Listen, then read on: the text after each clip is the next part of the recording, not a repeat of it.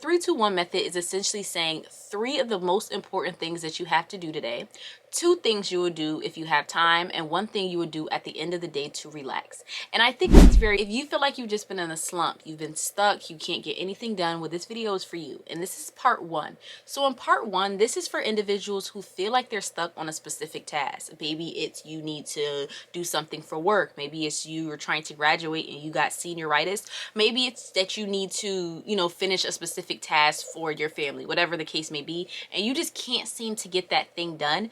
This is what part 1 is for. Part 2 is for individuals who are in a slump and they're stuck, but they just feel like it's been life. They feel like it's just been a dark cloud over them and they literally do not know what to do with their life.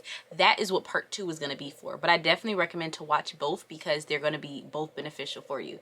So let's start out the video, and I'm going to give you different techniques you can do to help you achieve whatever goal you need to and get out of that slump.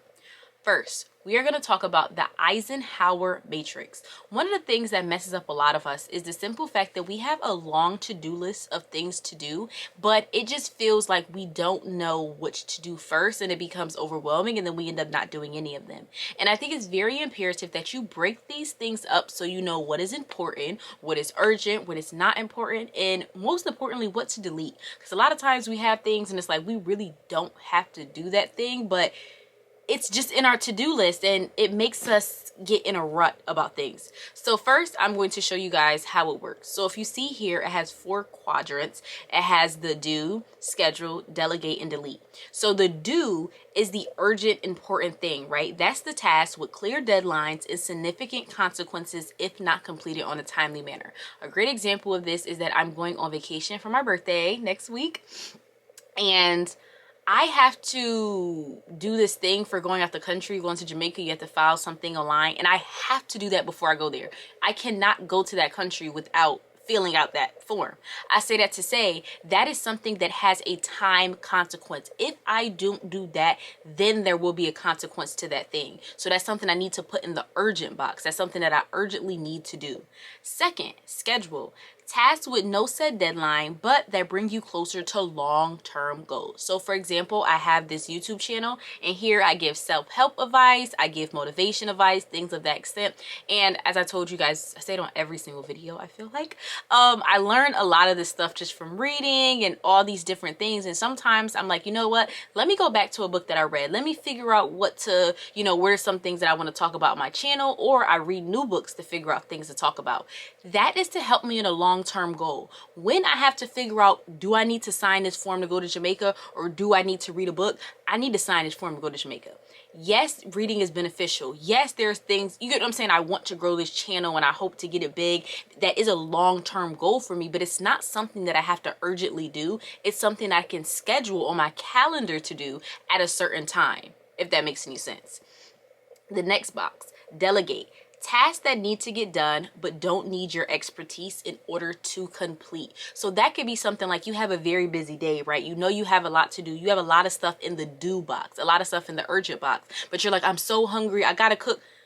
If you don't order Uber Eats, if you don't order DoorDash, there's things that you don't necessarily have to do for yourself. I've mentioned this before too. If you want to start a business and you're like, I really want to start a business, but I don't know how to make a website, and a website's going to take me forever, and I still have to get orders, and I still have to, you better go on a website like Fiverr. You better go on a website like Upwork, get a freelancer to do these things for you. Like, there's things that you can delegate for other individuals to do to take some time off your plate. Take some pressure off of you. I think that's another thing too. We put way too much pressure on ourselves as if we're not living in the age of services. There's so many things you can get done for you. So please get those things delegated. And the final box, which we all need to start using more, is delete. Tasks that distract you from your preferred course and don't add any measurable value. So delete are just the things that we say we possibly want to do, but you don't necessarily have to do. So for me, for example, right, I have ordered a lot of stuff from online and stuff like that, but part of me was like, oh, I really want to go to the mall. Okay, I gotta make time to go to the mall. I want to go to the mall. I could delete that.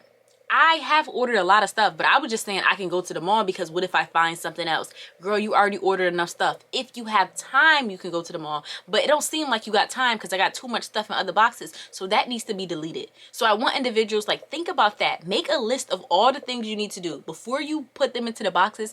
Make it a list of all the things that are stressing you out, all the things that you need to do, all the things that are necessary, and then put them into boxes to figure out what order you want to do them in and which ones you want to delete. And I feel like that will take a lot of pressure off of you because you will start to understand the importance of things, and you're not looking at everything as equal importance. That was messing me up. I'm looking at everything as equal importance, and there's things that are more important than others. There's things that's going to affect me more than others. So those are the things that need to go at the top, and the list will follow. Next, the 5-minute rule. So this rule is just, in a sense, saying do something for 5 minutes. So if there's something you know you have to do, there's something you've been pushing off, there's something that is important, literally just tell yourself, I'm doing this just for 5 minutes. Put on a timer and do it for 5 minutes. The thing about this is once you get into motion, it's usually easier for you to complete things. It's just a lot of times things seem to be very long. Things seem to be very intense, more so than they really are. And usually when you tell yourself, I'm only doing this for 5 minutes and then I can stop, you usually do it for longer. And I think that's a rule that has definitely helped me more so because I'm learning, like, most of the stuff, not most of the stuff, but a lot of stuff honestly doesn't take that much time. And then if you really think about it, once you start things, it's usually harder to stop.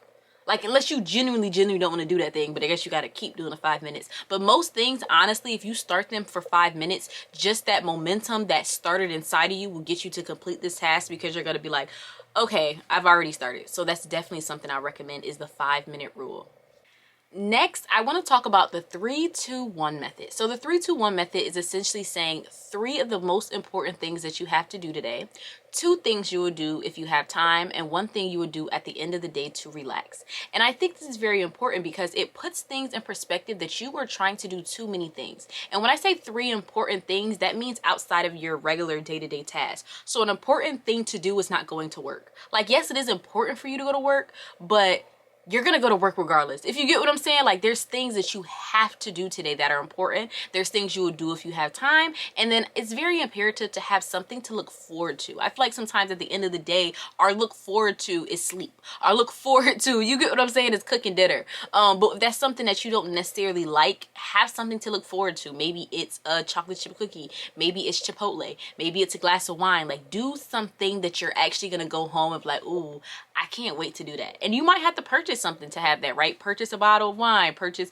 you know, I love matcha ice cream. Sometimes I purchase some matcha ice cream, like, yes, and I'm only eating this if I complete the necessary tasks for the day. But that makes sure that you only have 5 things to do in that day.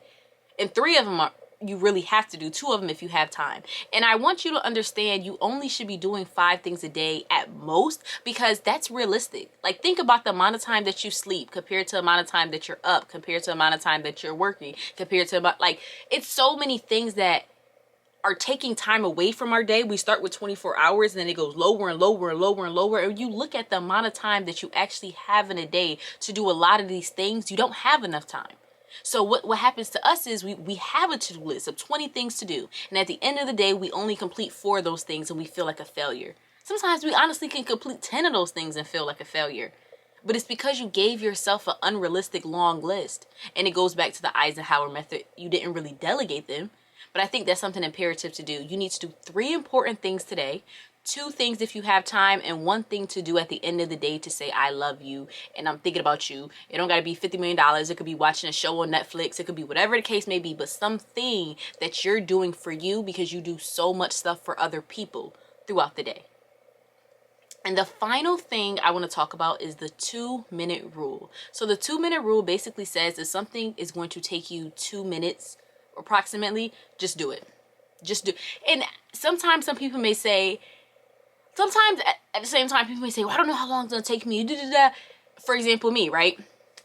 I'm going on this trip and I had to text the guy who is doing like our transportation and stuff like that. Mind you, he texted me on Monday. We were texting for a bit and I get very overwhelmed with simple tasks. I don't know what that is. It might be something I don't know, scientific, but I get very overwhelmed with simple tasks. And I was texting my other friend about the trip, and it just became a lot for me, and I stopped texting him back. So I was like, okay, I'm gonna text him Tuesday. I literally set an alarm on my phone to text him Tuesday. Just text him back, confirm everything. It was not gonna take long to send a text, but I'm like, oh, he's gonna text me back, and then we're gonna be texting for a while, and it's gonna take so much energy. Mind you, this is for my birthday trip, and I'm acting like this. So finally on Wednesday, I had another alarm that said text him back at so-and-so time. And I thought to myself, I said, a text takes 5 seconds to send. Do it right now. You don't have to wait for that alarm. You don't have to, it literally takes 5 seconds. Do it. And I did it. And the whole entire conversation probably took 5 minutes. But I thought it was going to be so mundane. I thought it was going to be so like, you know what? Let me not say the word, because y'all came at me in my last video for pronouncing, you know, I ain't gonna say a word because I almost said it wrong again. Y'all came at me in my last video, so I ain't gonna say the wrong word again. But I say that to say it felt like a task that was just so time bearing, so energy bearing. And I was just like, that didn't take any time. And so I say that to say I recommend if something takes under 2 minutes, do it. If the task that you literally have to do, don't think about everything that comes with it. Because I was thinking about the going back and forth and the texting and the this and the that. But the task that I had to do to start it only took 5 seconds. So do that. That's something I definitely recommend, is the 2-minute rule. So thank you guys so much for watching this video. I hope you guys were able to learn any techniques that you were able to use. And like I said, this is part 1. So this is for specific techniques to use. This is for specific things that you can do to get out of a rut, to at least start something, to at least put things down on paper and really get in the process of starting. But in part 2, I'm going to talk about feeling that way about life when you don't know where to start, or you're trying to figure out what you want to do, or you don't even know why you're in a rut, but you just feel like you've been in one for a while. I'm going to talk to you guys about how to get out of it that way. So thank you guys so much for following me, for watching my videos, for commenting. I appreciate the support so much. And don't forget to check back for new videos every Monday, Wednesday, and Friday.